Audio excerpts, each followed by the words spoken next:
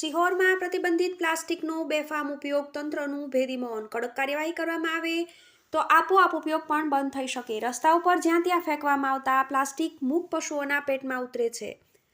માણસોને પણ ગંભીર રોગો થઈ શકે છે. સિહોર શહેરમાં 50 માઇક્રોનથી પાતળી પ્લાસ્ટિકની ચીજવસ્તુઓના ઉપયોગ ઉપર કહેવા પૂરતો જ પ્રતિબંધ છે. હકીકતમાં ચાના કપ, પ્લાસ્ટિકના જબલા વગેરેનો બેફામ અને બિંદાસ વેચાણ ઉપયોગ થઈ રહ્યો છે. તેમ છતાં નગરપાલિકા તંત્ર ભેદી મૌન સેવી પ્લાસ્ટિક ઝુંબેશની કોઈ કાર્યવાહી કરી રહ્યું નથી. સિહોરમાં ચાની હોટલો પર પ્લાસ્ટિકના કપ, જબલા, શાક બકાલા, ફ્રૂટની લારી, ફરસાણની દુકાનો, કરિયાણાની નાની દુકાનો, હોટલો અને અન્ય વેપારીઓની દુકાનમાં હલકી ગુણવત્તાના પ્લાસ્ટિકના જબલાનો બેફામ ઉપયોગ થઈ રહ્યો છે.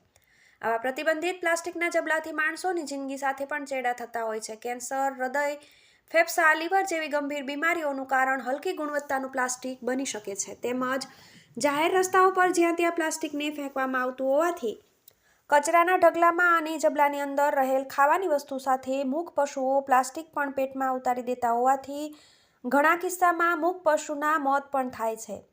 સિહોર નગરપાલિકા તંત્રને લોકોની આરોગ્યની કોઈ જ ચિંતા નથી. તેમજ નિયમને ઘોળી પી જનારા હોલસેલના વેપારી સામે તંત્રનું કૂણું વલણ હોવાથી સિહોરમાં પ્રતિબંધિત પ્લાસ્ટિકનો ઉપયોગ થઈ રહ્યો છે. માનવ અને પશુઓ માટે નુકસાનકારક આવા પ્લાસ્ટિકનું વેચાણ, ઉપયોગ થતો અટકે તે માટે નગરપાલિકા તંત્રએ કુંભકર્ણની નિંદ્રામાંથી જાગીને વેપારીઓ, લારી ગલ્લા, ફરસાણવાળા સામે કડક કાર્યવાહી કરવી જોઈએ.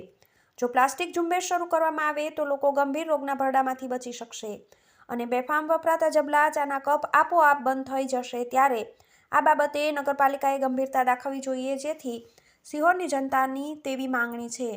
TV18 news, Sihor.